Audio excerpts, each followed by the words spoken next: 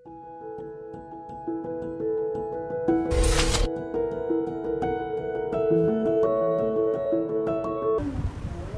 billahi minasyaitonir rajim. Bismillahirrahmanirrahim. Alhamdulillahi rabbil alamin. Wassalatu wassalamu ala rasulihil amin wa ala alihi wa sahbihi ajma'in. Allahumma salli wa sallim wa barik ala nabiyyina Muhammad wa ala alihi wa sahbihi wa man istanna bi sunnati ila yaumiddin. Amma ba'd. Assalamualaikum warahmatullahi taala wabarakatuh. Alhamdulillah, sama-sama kita bersyukurnya pada Allah Subhanahu wa taala dan ucapkan selamat sejahtera kepada kaum-kaum ibu di dalam ruangan majlis, ibu-ibu majlis di markah ataupun Suhud Islam Nara kita pada pagi ini yang barakat. Supaya menyempurnakan program ataupun majlis pengajian kita yang dipimpinkan oleh Ustazah Fatimah Ummi Khalid ataupun Ummi kita yang selaku pembimbing yang asasilah dalam mentafsirkan Al-Quran pada setiap pagi hari Ahad. Maka dengan kesempatan yang diberikan untuk saya selaku pengganti pada pagi ini kita usaha supaya memahami sedikit sebanyak yang menjadi kewajipan kita selaku ummahatil mukminin, selaku mukminat, selaku orang yang beriman yang mewarisi pusaka daripada ummahatil mukminin, daripada ibu-ibu segala orang mukmin, iaitu para isteri Nabi sallallahu alaihi wasallam. Yang menjadi kewajipan bagi kita orang ibu ni ataupun yang digelarkan orang perempuan, orang mukminah. Dan laun tak laun ni makna sepintah lalu ni sepatutlah kita mengerti isi kandungan surah yang Allah Ta'ala turun khusus nama dia bagi kita, iaitu Suratul Nisa. Di sana ada gelaran surah Quran ni, Suratul Nisa ni dua. Pertama Suratul Nisa Al-Kubra ni. Kita nak baca semua ni Suratul Nisa dalam juzuk yang keempat, yang kelima ni. Dah masuk juzuk yang kelima, dah sampai juzuk yang ke-6. Panggil Suratul Nisa Al-Kubra. Suratul Nisa hak besar, yang mencakupi segala hukum hakam, khususnya dalam keluarga. Khususnya hukum hakam dalam keluarga dan bagi orang perempuan. Dan di sana ada diberi namakan Suratul Nisa As-Sughra. Surah Nisa hak kecil, hak aluf, iaitu Suratul Talaq dalam juzuk yang ke-28. Belum pada Suratul Tahrim tu. Akhir-akhir surah juzuk 28, belum pada masuk surah Tabar tu, ada satu surah nama dia Suratul Talaq, surah cerai. Itu diberi gelar Suratul Nisa As-Sughra. Surah Nisa, surah perempuan yang kecil. Kalau sakut masalah cerai. Memang ni nak cerai ni nak ada orang perempuan. Kalau tak ada orang perempuan, orang panggil cerai angin. Cerai mulut. Orang panggil kata cerai mulut tak adil lah. Cerai mulut, cerai angin lah. Orang isteri tak ada, orang perempuan tak ada, tapi orang panggil tercerai mulut tu tak jadi, tak panggilkan cerai. Kerana penceraian ini sakut dengan perempuan, sakut dengan isteri lah ataupun orang perempuan. Tidak ada kelebihan kita bagi orang perempuan ni, kalau boleh sepintah lalu kita ngaji tafsir sekurang-kurangnya Suratul Nisa Kubra, lepas tu Suratul Nisa Sughra sekurang-kurang. Tapi kalau boleh mengaji habis khatam dengan tafsir tu dalam umur kita sekali, alhamdulillah lah. Panggil akan menjadi penyaksian daripada Allah Ta'ala. Kata kita umur 60 tahun, ikutlah berapa, 60 ke 60 lebih ke, pernah menghadiri majlis pengajian Quran bukan sekadar baca. Ya, baca tu syukurlah, tu baca tu kadang-kadang kita ni berapa kali balik baca, berapa kali khatam tu syukur dah. Nah, orang panggil penilaian ataupun pentafsiran tu. Dah kita mana usaha supaya nak memahami. Dan kadang-kala bukan kata kita memahami dah, kita boleh beramal 100%, kerana kadang-kala di segi amalan ni dia tak sama. Orang ni dia betul dengan ayat tu, dia beramal.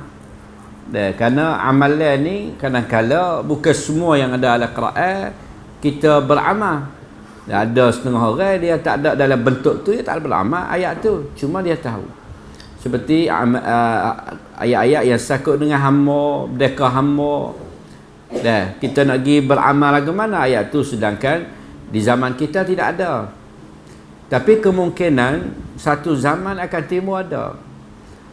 Sebab tu bukan dikatakan walaupun tak ada Quran, ada ayat benar tak ada dah. Tak ada orang dakwa kata Quran ada ayat benar tak ada. Benar hamba, benar gapo, dia tak ada lah ni, tak kena pakar dah, potonglah ayat ni. Bukan. Kemungkinan satu zaman timbul klik semula. Nizam hamba, kerana dunia duk musim semua. Dia duk musim semua.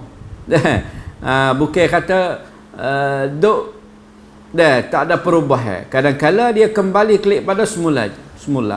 Dan benda yang ada di zaman dahulu sudah lisuh, tapi kadang-kala dia bangkit klik semula, dia musim. Maka di saat itulah akan menemui jawapan dalam Quran.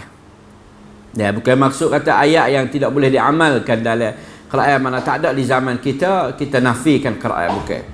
Kerana satu zaman setengah ayat itu diamalkan, dan satu zaman amalan yang mengikut ayat itu sudah tidak ada, tapi kemungkinan satu zaman dia akan kembali. Bukan kata menjadikan satu nafi terhadap Quran dah. Ataupun menjadi satu kekurangan terhadap Quran, kerana Quran ini boleh diguna setiap masa, setiap zaman. Likulli zamanin wa makan.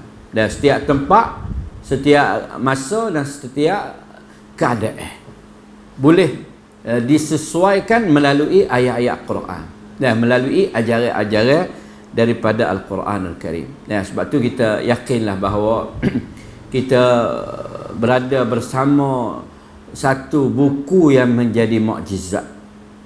Dan surat yang kita baca ni mukjizat, iaitu Al-Quran Al-Karim. Dan tidak adalah bacaan tidak adalah suara dan ucapan yang kita dengar yang menyenangkan hati lebih daripada Quran. Dan ini adalah rasa, kita boleh rasa dengan sendiri. Sebab tu kalau kita terasa duka cita, terasa serabut, terasa apa sekalipun, rapat dengan Quran. Kerana Quran tu Rabi'a qulubina, menyejukkan hati kita. Wa jala' ahzanina, dan menghapuskan segala kedukaan hati kita. Wa zahaba hammina, bawa tubik keserabut kita. Wa humumina, dah keserabut kita, kesepit kita, dah birahmatika ya mak, tu di antara doa dan melalui Quran. Sebab tu Quran ni sebagai benda yang menyejukkan hati. Dah kita terasa cemas dalam hidup, kita terasa penat, berasa tidak ada jalan keluar, merasai kesepitan hidup, gunakan Quran. Sama ada baca, sama ada dengar, sama ada mempelajari isi-isi. Kerana melalui nur Quran inilah, keberkatan Quran. Quran memanglah barakat. Quran yang Allah Ta'ala anzalna mubarakun. Allah Ta'ala turun Quran ni dipenuhi dengan mubarak, keberkatan. Sama ada ayat dia barakat, bacaan dia barakat, amalan mengikut Quran juga barakat. Jadi semua sakut dengan Quran ni barakat. Tetapi bukan semata-mata kita nak ambil barakat Quran, beli Quran gamha. Barakat ni maha ni tak mari, tak tinggi kerana Quran ni barang sungsung, barang tinggi tak tempat tinggi. Dah, nak harap nak barakat semata-mata ayat-ayat Quran gantung dalam rumah, nak barakat dengan ayat Quran. Ya, ambil Quran sendiri susung penuh mari, nak barakat dengan Quran. Itu agaknya silap dan salah memahami tentang isi keberkatan Quran. Sebab di zaman-zaman sahabat dulu, di zaman salafus salih dulu, mereka tidak suka menggantung-gantungkan, tidak ada hiasan yang berbentuk hiasan gantung Quran, tidak ada mereka. Kerana mereka menghiaskan Quran, mereka ada hiasan Quran. Kita ni suka menghiaskan rumah dengan ayat Quran kan, biasalah. Di zaman kita ni adanya ayat kursi, adanya ayat tu ayat ni. Tetapi di kalangan sahabat mereka menghiasi Quran melalui kehidupan mereka. Wa zayyinna bil Quran, zayyinhu bil Quran. Mereka menghiaskan seolah-olah pakaian mereka itu Quran itu sendiri menjadi pakaian. Mana maksud apa pakaian Quran ni? Maksud kata kita nak telucuk dengan pakaian boleh tak? Tak boleh. Kita kena ada pakaian. Bermakna nak telucuk dengan Quran tak boleh. Dan kita nak pergi mana pun pakaian duduk sekali dengan kita semua. Bermakna kita pergi mana Quran duduk dengan kita semua. Itu kehidupan salafus salih dulu lah, gitulah. Tidak ada bentuk jenis hias, wak barakat, tepat, wak hias, wak tu, wak ni. Orang panggil kesenian dibentuk tu jarang ada lah orang di zaman tu. Hanya timbul di zaman-zaman yang mulai ada tulis khat comel-comel dan pemikiran dan ajaran-ajaran yang hanya semata-mata nak ambil barakat dengan Quran. Timbul ajaran tu, lalu itulah tulis ayat tu, tulis ayat ni, tulis ada ayat ni, seperti ayat 1000 dinar, ada ayat 1000 dinar ni, mana majulah kedah. Berapa banyak kedah hak tapai ayat 1000 dinar, tak ada 2 bulan pun katuk pun ada. Lepas tu nak pergi tok ayat 1000 dinar apa? Misalnya. Tak payah dia ustaz dia baba dia kata mau ambil lah ayat 1000 dinar ni kita tapai dalam kedamu ni, insya-Allah lah kedamu ni akan maju. Pak kalau 2-3 bulan mampu kedah ni kata dengan sebab ayat 1000 dinar tu. Jadi mengurangkan ayat Quran adalah. Sebenarnya bukan itu perkara yang sebenar dalam ajaran Islam dah. Sebenarnya ia bukan tergantung dengan gantung-gantung yang kita gantung tu dak. Nak jadi maju tak maju ni di atas kelakuan kita. Adakah di dalam jualan kita itu kita menghiasi ajaran-ajaran Quran, mana ajaran yang Quran ajar tentang penjual baik dan tentang jagaan amanah dan sebagainya itu, adakah kita melaksanakan benda tu? Dan kalau kita yakin bahawa Al-Quran sebagai hiasan, kita kena ambil Al-Quran menghias dalam hidup kita. Kalau kita jadi penjual, ayat mana sakut dengan penjual, kena hiaskan ayat tu dalam bentuk kita. Bagi orang penjual, dia sakut dengan ayat penjual. Baru orang pembeli, dia sakut dengan ayat pembeli. Bagi orang yang tidak bukan penjual, tak ada peniaga penjual, dia tak sakut dengan ayat tu, dia sakut dengan ayat lain. Jadi setiap orang tu bot dia tu tak sama di segi nak amal dengan ayat-ayat Quran. Dia bukan kata semua nak amal belakang ayat ni. Dia ni tak ada jual beli, dia tidak ada perniagaan, dia tidak ada buka kedai, gapo segi jual beli, tak ada akhirnya jual beli. Maka dia tak sakut dengan ayat ni, dia sakut dengan ayat lain pula. Itulah keadaan kita dengan Quran. Dan insyaAllah kita nak pagi ni dah 2-3 keratan ayat kita mai tengok sambungan daripada pengajian kita yang lalu, ayat yang ke-60 dan 64 Baligha ayat 64 65 ni insyaAllah kita dengar dulu baca boleh di 2 keratan ayat ni kerana masa apa dah habis setengah jam lagi. A'udzu billahi minasy syaithanir rajim. وما أرسلنا من رسول إلا ليطاع بإذن الله ولو أنهم إذ ظلموا أنفسهم جاءوك فاستغفروا الله واستغفر لهم الرسول لوجدوا الله توابا رحيما فلا وربك لا يؤمنون حتى يحكموك فيما شجر بينهم ثم لا يجدوا في أنفسهم حرجا مما قضيت ويسلموا تسليما. Alhamdulillah. Alhamdulillah. Setelah Allah Ta'ala rayak ayat-ayat yang dahulu yang kita belajar dulu tentang beberapa sifat orang-orang munafik. Maka Allah Ta'ala mendedahkan golongan-golongan munafikin, golongan orang munafik yang mereka senantiasa berpaling daripada ayat Allah Ta'ala, senantiasa apabila datang dengan mendatangi Nabi SAW, dan mereka suka bersumpah,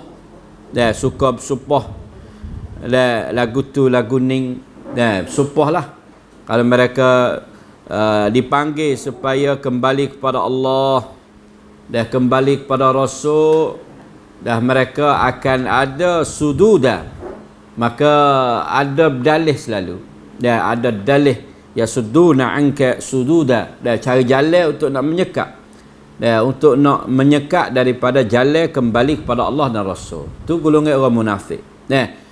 Maka di sini Allah Ta'ala kata wa ma arsalna min rasulin dan tidaklah kami mengutus seseorang rasul daripada rasul-rasul kami illa melainkan liyuta'a biiznillah, melainkan supaya mentaati Allah, supaya membawa ketaatan kepada Allah Ta'ala, membawa ketaatan hantarkan rasul daripada rasul-rasul ni illa liyuta'a Allah, melainkan untuk membawa manusia tu mentaati Allah, iaitu Allah Ta'ala mewajibkan ketaatan atas mereka yang telah diutuskan kepadanya, iaitu Allah Ta'ala mewajibkan kita mentaati Rasul. Wa ma arsalna min rasulin illa liyuta'a biiznillah, supaya kita mentaati Rasul. Apabila Allah Ta'ala hantar Rasul dah, dan Rasul kita ni iaitu Rasul Nabi kita Muhammad sallallahu alaihi wasallam, maka menjadi kewajipan kita untuk mentaati Rasul. Segala suruhan dia, dan segala larangan dia, dan segala amaran dia, maka menjadi kewajipan kita selaku hamba mentaati. Dari segala-gala yang datang daripada Rasul, yang sabit daripada Rasul, yang jelas daripada Rasul, yang tetap daripada Rasul. Kerana kadang-kadang di zaman kita banyaklah orang panggil golongan-golongan yang orang panggil yang mereka-reka. Reka ni bukan benar asal, bukan benar datang daripada Rasul tak, tapi mereka rekakan. Dan mari orang panggil sandaran. Kata benar ni lah Rasul buat, benar ni lah Rasul bawa, dan benar ni lah Rasul ajar. Sebab itulah yang kena panggil halus di dalam penerimaan apabila satu-satu benda itu disandarkan kepada Rasul. Bukan semata-mata segala sandaran kepada Rasul itu makna kita kena pegang selalu. Bukan kata ni Nabi, melainkan ada bukti jelas. Ada bukti jelas, boleh rayak Sebab dunia lain ni kadang-kala dalam lebih-lebih lagi di dalam majlis-majlis pengajian. Dan kalau sekadar umum tu tak apalah. Tapi kalau dalam majlis pengajian, majlis-majlis pengajian ngaji dan gapo ni kena jelas. Jangan kata orang-orang Ramadan ni tak perlu tahu. Sekadar rakyat kata hak Nabi cukup lah. Kerana ramai orang rakyat hak Nabi tu jenis peluar bama. Jenis peluar, jenis upelop. Jenis upelop, jenis reka-reka tu banyak. Dan amalan-amalan yang dilakukan orang di zaman lebih-lebih lagi di zaman kita. Bahkan bukan sekadar zaman kita, di zaman-zaman salafus salih lepas pada Nabi wafat 200-300 tahun, mulai timbullah amalan-amalan yang tidak ada usul asal berkaitan dengan Nabi.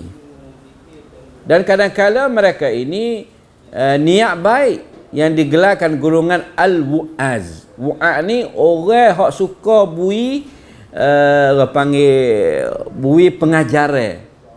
Dan qusas, dua golongan. Pertama golongan qusas, orang suka rakyat cerita kisah. Yang kedua golongan al-wu'az. Wu'az ni suka orang kata ajar menakutkan orang ni, ajar orang takut kepada azab, ajar orang takut kepada neraka, orang takut daripada dosa. Golongan ni banyak mereka reka-rekakan hadis Nabi. Tujuan dia malat. Tujuan nak orang takut. Tujuan nak orang gemar wa amalan. Tetapi tujuan malat tidak memadai. Dan Nabi kata man kadzaba alayya muta'ammidan. Sesiapa yang mendustai di atas aku ni dengan secara muta'ammid, makna sengaja mendusta. Dan ingat bahawa dusta ni tak apalah kerana kita niat baik. Tak boleh. Falyatabawa maq'adahu minan nar. Nabi kata jagalah dia tempat dia ni, hak dia tunggu ni ialah neraka. Orang yang mendustai terhadap Rasulullah. Sebab tu timbullah panggil hadis-hadis palsu. Hadis-hadis palsu. Dan amalan-amalan yang tidak dilakukan oleh Nabi. Dan mereka mengatakan amalan ini dibuatkan oleh Nabi. Sebenarnya Nabi, sebab apabila benar tu disabit daripada Nabi, mana tercerak jelas pada Nabi, kita selaku umat liyuta'a, kena ta'at, wajib ta'at. Sam'an wa ta'ah. Tak ada jalan lain dah. Saya wajib ta'at. Sam'an wa ta'ah. Sahabat kata sam'an wa ta'ah. Dengar, ta'at. Apa yang keluar pada Nabi, tidak ada hulu, tidak ada hilir. Tidak ada kanan, tidak ada kiri. Berkewajipan jelas mewajibkan sam'an wa ta'ah. Sebab tu penting daripada sumber hak asal tu. Maka apabila datang sumber tak asal, mana tak ada jelas pada Nabi dan mengatakan ini daripada Nabi, kita apabila dengar tahap Nabi, kita taat dah. Kita dengar dah, taat dah. Maka akan berebak di atas dasar yang panggil kata tidak kukuh lah. Dah di atas dah. Sebab tu kalau kita nak naik pokok kayu pun kita perlu, dan nak usah apa pocok ni yang kena pegang di dah kukuh-kukuh. Sebab kita nak naik pocok. Kalau duduk bawah pun duduk bergantung dah buruk dah. Dan nak siapa dak pocok kita? Bawah ni kita gantung dah buruk dah. Mula-mula tak apa lagi. Tangan duk pergi dah kukuh lagi, kaki duk buruk tak turun lagi. Tapi apabila kaki pun jijak dah buruk, tangan pun pergi dah buruk, tak ada siapa letak gelemak turun bawah. Tu seolah-olah lah kalau orang mana bandingnya orang yang suka berpegang kepada hadis-hadis yang tidak ada asal. Lagu itulah seolah-olah seperti kita nak pakai kayu, maka tak akan sampai kepada hujung hak kita nak naik itu. Demikianlah agama lebih daripada itu lagi. Sebab itulah Allah Taala kata wa ma arsalna mir rasulin illa liyuta'a bi idznillah. Apabila sabit daripada nabi, maka tidak ada jalan lain melainkan kita kena taat. Tapi ada lah setengah-setengah orang ni, apabila kita tanya kata benar ke tak hadis mana je lah, dia kata ni jalan ni orang lagu ni. Jadi kita ni mana mengajar masyarakat tak usah tanya langsung. Tok guru zaman dulu atau orang mengajar zaman dulu tak usah tanya langsung. Hanya we dengar segala penyampaian tok guru atau ustaz atau bapa, mana tu benar tak boleh tanya dah. Benar hak kena belaka dah. Seolah-olah. Kalau ada orang tanya, ya hadis mana ni amal aku ni ada hadis Jadi timbullah perasaan, dia mana golongan apa ni tanya hadis ni. Tak sesuai tanya hadis ni. Cukuplah demo kawin rakyat atau wak lah.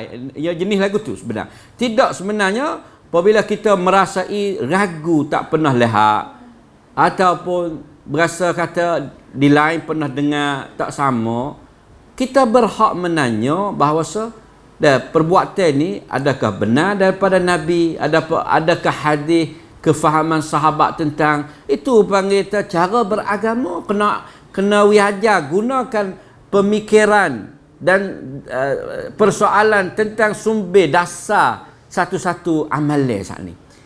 Sebab amalan tu tak terima melainkan amalan muwafaqah dengan sunnah. Jelas dah ni tak terima melainkan amalan yang muwafaqah dengan apa yang dilakukan oleh Nabi SAW.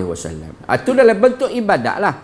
Tapi kalau dalam bentuk dunia, tak ada apa. Ni tak mesti tanya hadis mana dia mau naik kereta. Ada hadis ke naik kereta? Nabi naik unta. Ni yang kecek lagu ni tahulah.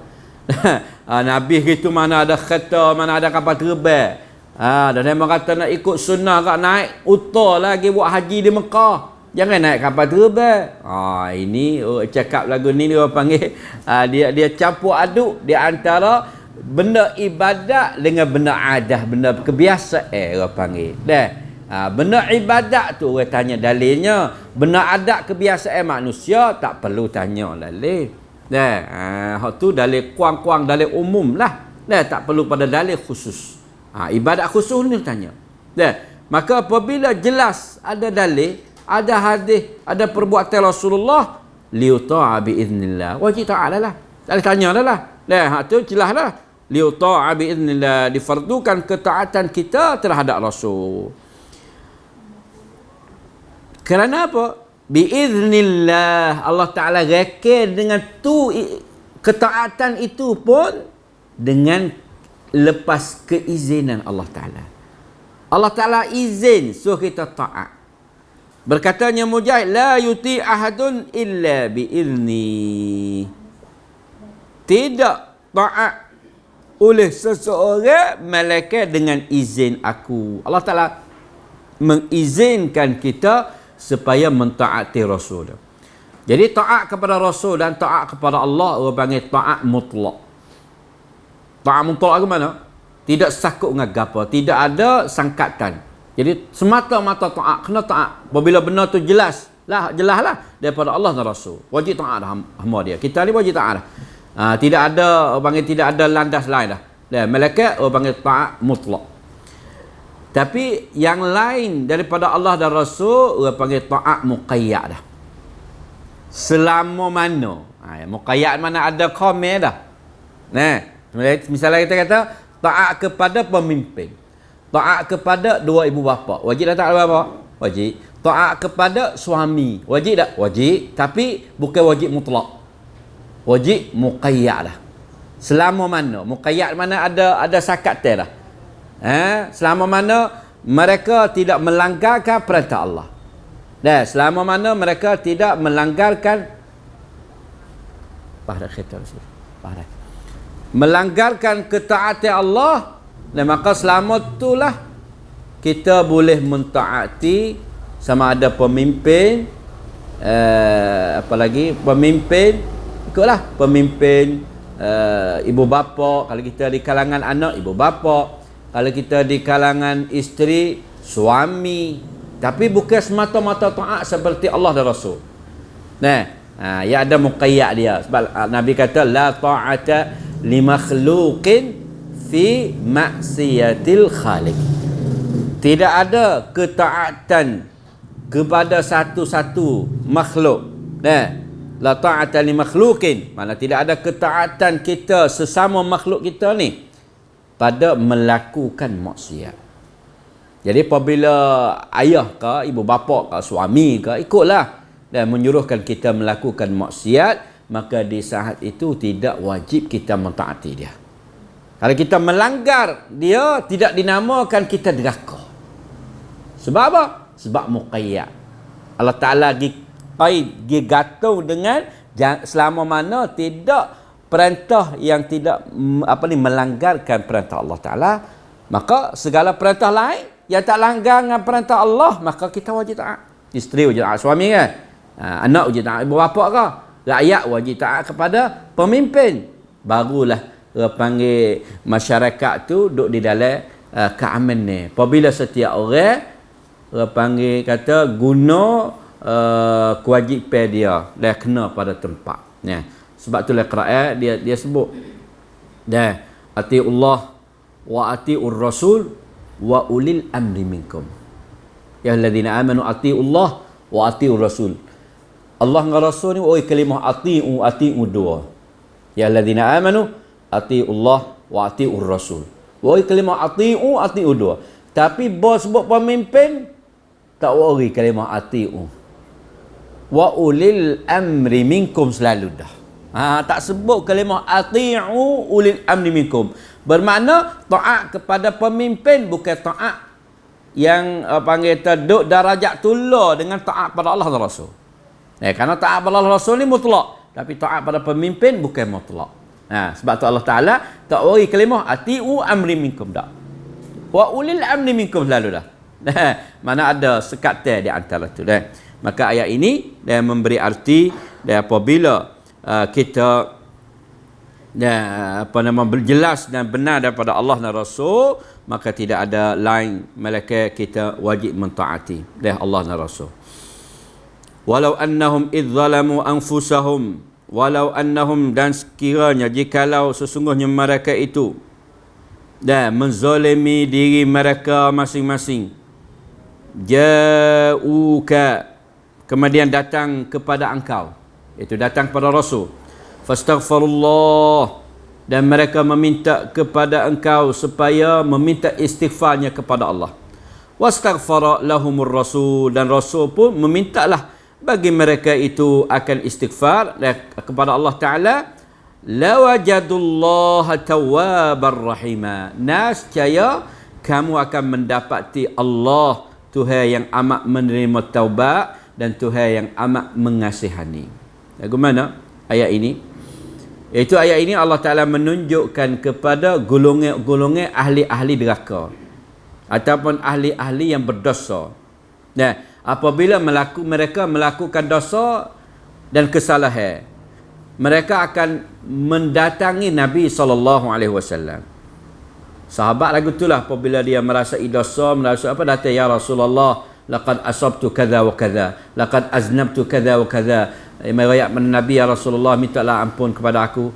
Sehingga seorang yang berzina pun datang mengaku depan Nabi, supaya meminta Rasulullah meminta keampunan terhadapnya, dan dia tidak mau kehidupan dia dengan tidak diberi jaminan oleh Nabi, kerana dia tahu bahawa seorang yang berzina ni hukuman dia besar dan balasan dia tinggi, dan dia ada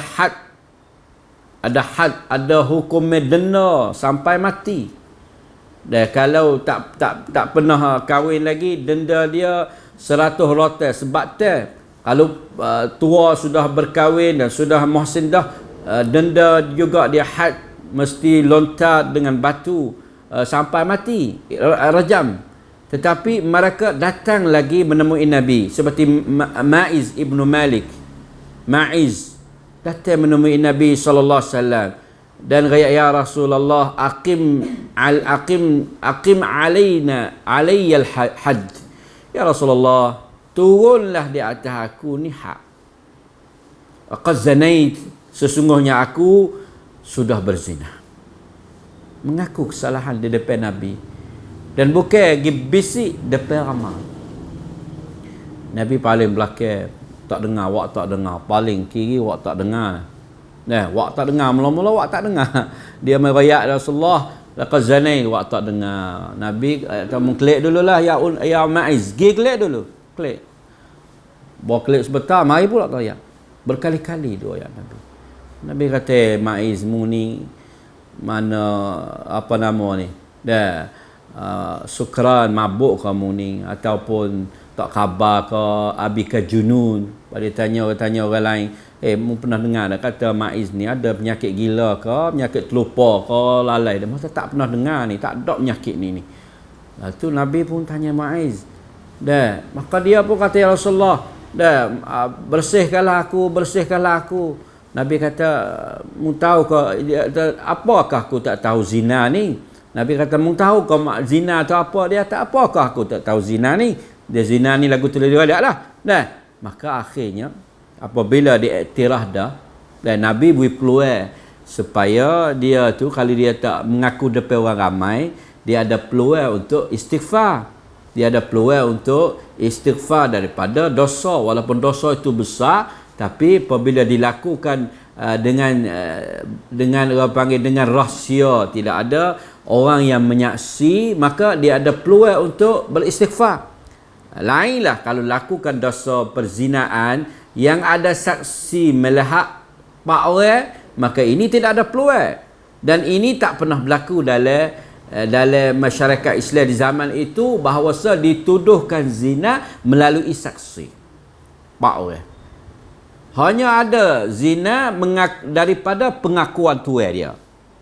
Ni kena turun had. Ya ada 2. Ada saksi, kalau kita pergi mengadu, girong rian, kata seseorang tu berzina, kita kena ada saksi tak kurang daripada 4 orang. Saksi yang adil.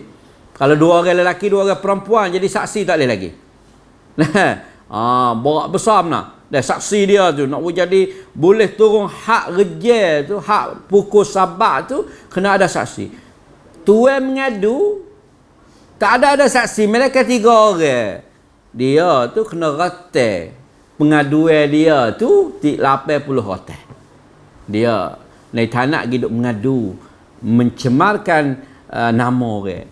Dan kemungkinan di segi hakikat boleh jadi benar sebenar. Misalnya hakikat tu benar sebenar, dia tu berzina sungguh. Tapi saksi tak cukup 4 orang. Tak diterima oleh hukuman Islam. Sebab benda besar benda tu. Kena cukup 4 orang. Padahal 4 orang tu, kalau dia kata kawan ni, wak mata dah, tak terima juga. Mata pergi buat dah. Ni mata pukul orang nampak ni tak jelas. Tangan tunjuk 2, dia kata ayah ni tak boleh ada saksi juga. Kena cek mata dulu. Nah, mata pak pakar ni. Kebetulan hari tu tak pakai cumi mata. Nampak cumi tak pakai. Nampak bayar tak terima juga tu. Kena jelas sungguh nak mata ni. Sebab tu panggil Allah Taala tunjuk. Tunjuk pada Nabi, orang-orang yang berdosa dan melakukan kesalahan, apabila datang jumpa Nabi, minta Nabi istighfar, wa yas'alunaha fa innahum idza fa'alu dhalika, kalau dia buat semua kesalahan, apabila Nabi minta istighfar, Allah Taala akan terima, la wajadullah tawwabar rahima. Allah Taala terima. Sebab itulah dia kata ada satu cerita dalam kitab Asy-Syamil, dan hikayat yang masyhur daripada Al-Atabi. Dia kata satu kali aku menduduki di sisi kubur Nabi SAW. Ini lepas pada Nabi matilah. Datang seorang Arabi. Maka orang Arabi ni mana orang-orang Arab yang bukan Arab dalam bandar lah. Arab-Arab pinggir-pinggir Madinah orang panggil Arabi. Lalu dia kata, Assalamualaikum ya Rasulullah. Dia wisalah pada Nabi, di kubur Nabi lah. Kita pergi kubur Nabi, Assalamualaikum ya Rasulullah. Lalu dia kata, Sami'tu Allah yaqul, walau annahum idh zalamu anfusahum ja'uka fastaghfirullah wastaghfirallahumur rasul lawajadullaha tawwabar rahima.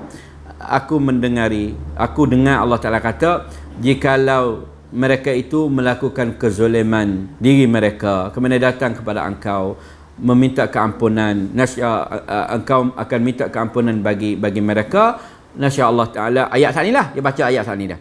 Wa qad ji'tuka mustaghfiran li dhanbi mustashfi'an bika ila rabbi. Dia kata sesungguhnya aku mendatangi engkau dengan keadaan meminta istighfar daripada dosa aku, meminta syafaat engkau dengan aku. Kemudian dia kata ya khairaman dafanta bil qa'i a'zamahu fataba min tibihinna al qa' wal akamu nafsi fida liqabri anta sakinahu. Syair dia lah, syair panggil dia lah, makna yang memujikan Nabi, ya bagi ya khairaman dafanat, mana sebaik-baik mereka yang telah dikebumikan di tempat ini, yang mulia ini dah. Mana kepujian lah, fihil afafu fihil judi wal qarami, mana doa dia lah. Kemudian dia pun pergi. Nah, maka siapa ayat tadi Al-Atabi tadi, fa ghalabatni aini, maka dia kata apa, aku pun mendengar orang Arabi tak ni mari duk minta duk mengaduha depan kubur Nabi. Dia kata aku pun merasai mengatuk, maka memenangilah mata, mana bom mengatuk kau terlelaklah mata aku tidur. Maka dia kata aku pun memimpi nampak Nabi sallallahu alaihi wasallam. Maka Nabi kata ya Atabi al-haqil Arabi fabashirhu anna Allah qad ghafara lahu. Dia kata, hey Atabi, mung gi carilah Arabi sani. Al-haq mana mung gi turut dia lah, dan mung gi rayak ke dia, kata sesungguhnya Allah Subhanahu wa taala sudah mengampuni dosa dia. Dan inilah dalil yang golongan-golongan sufi, golongan-golongan tariqah berpegang dan berdalil bahawa harus kita pergi minta doa dan pertolongan daripada orang-orang yang sudah mati. Maka dalam akidah Ahlussunnah wal Jamaah menjadi khilaf di kalangan Ahlussunnah wal Jamaah mengenai Nabi. Adakah boleh nak tawassul dengan kubur Nabi? Adakah boleh nak berdoa? Sebab Arabi ni mari pun dia bukan direct doa pada Nabi, dia doa tu pada Allah. Cuma dia takwilkan ayat. Kerana Allah Taala kata walau anna idja'uka, seolah-olah Nabi walaupun dia mati dah, dia dalam kubur pun seolah-olah dia masih hidup. Takwilan dia, dan takwilan orang-orang sufi, orang tariqah lagi ni lah. Sebab itulah mereka pergi mana bukan sekadar Nabi, bahkan boleh meminta daripada segala aulia, segala wali-wali. Segala wali boleh minta. Orang sudah mati dah, wali mati dah pun pergi minta dia. Pergi istighathah dia, pergi isti'anah minta pertolongan daripada dia. Sebenarnya benda tu adalah benda yang munafikan tauhid kita. Wa idza sta'anta fasta'ilillah wa idza sta'anta fasta'in billah. Kita minta apa? Minta direct pada Allah Taala. Tidak lepas perantaraan mereka ini. Tetapi dengan hak Rasul tu boleh jadi ada khilaf di kalangan ulama. Setengah ulama kata tak apa dengan hak Nabi, istighasah ataupun tawassul dengan kubur tempat yang Nabi, tu setengah ulama kata boleh, kerana mereka berdalil dengan hadis-hadis macam ni ataupun berita-berita macam ni. Walau annahum idh zalamu anfusahum ja'uka fastaghfirullah wastaghfirallahumur rasul lawajadallahu tawwabar rahima. Fala wa rabbika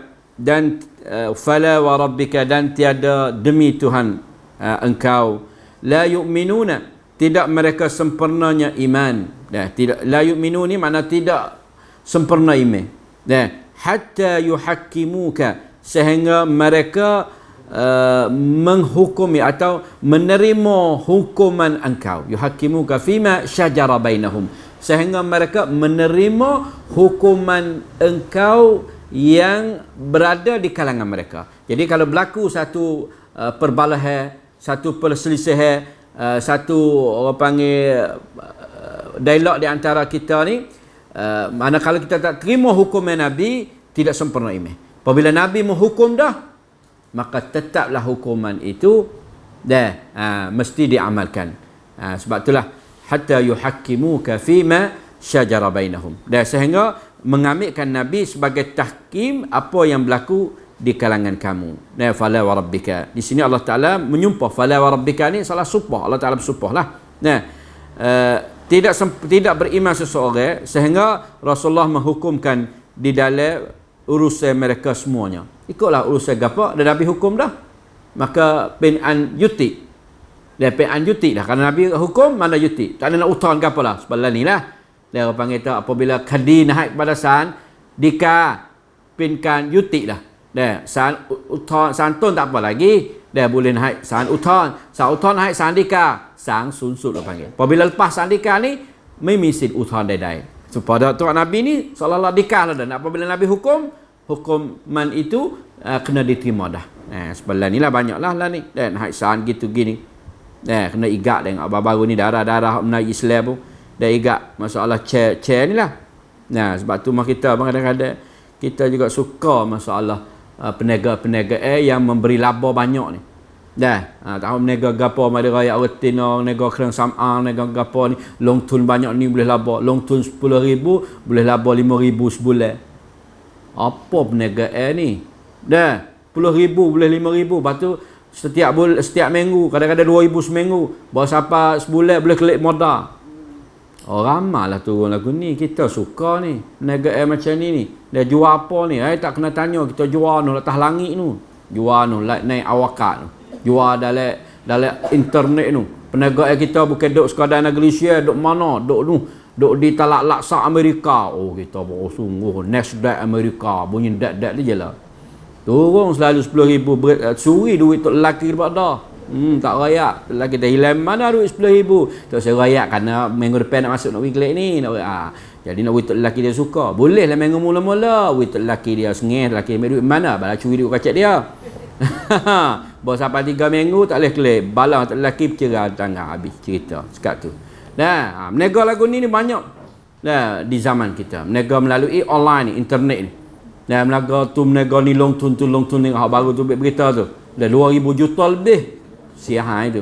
Darah-darah nak igak habis lagi. Tak kira darah, tak kira apalah. Buat salah ni dia igak. Sebab itulah orang panggil kita ni apabila Nabi hukum dah. Mana penci sinsulah. Idza hakkamuka. Thumma la yajidu fi anfusihim, kemudian tidak mendapati di dalam perasaan ingatan kamu ni haraja. Haraja ni mana tak berasa semilu dah lah. Bukan berasa tak puas hati tak. Apabila Rasul hukum dah, kena puas hati. Jangan tak berasa puas hati. Mimma qadaita, daripada apa yang telah dihukumkan akan engkau itu, Nabi hukumlah wa yusallimu taslima, dan kena serah sebagai serahan yang bulat-bulat. Idza hakkamuka, iaitu apabila Rasul menghukum engkau dah, kamu wajib taatkan dia sama ada di zahir dan batin. Dalam hati pun wajib taat. Maka tidak mendapati dalam perasaan kamu tu mana haraja ni sepik, mana tak puas hati, tidak. Dan mewajibkan ikut sama ada zahir dan batin. Kena menyerahkan bulat-bulat dengan tiada mumana'ah, mana tiada pertolak ke ataupun tak puas hati, tak boleh. Seperti Nabi SAW kata, wallazi nafsi biyadihi la yu'min ahadukum, tidak beriman seseorang sehingga dia menjadikan hawa dia taba'an lima jitu bihi. Hawa nafsu dia boleh taat, boleh turut apa yang aku bawa. Jadi apabila kita merasai tidak puas hati tentang hukum Allah dan Rasul. Jadi retina ni satu masalah lah. Ni kalau kecek ni masalah poligami lah. Kawan tak puas hati. Dia kata ni satu benda lah. Dia benda jelas lagu tu dah. Kalau jatuh apa sedap. Tak boleh tak puas hati lah. Kerana ni hukuman Allah. Pilih Allah ni. Allah Ta'ala. Dia jatuh dia pergi atas mata. Retina ni dia pergi lain. Dia pergi kata fa in khiftum la ta'dilu. Mung tak boleh adil ni. Kau nampak tak adil. Sore pun tak adil dah misalnya. Sore ni nak adil ke mana sore dia. Tak boleh buat perbezaan. Nak buat pertandingan kerana seorang. Tapi hak ni apabila hukumnya Allah dan Rasul, kita jangan terasa di hukuman itu.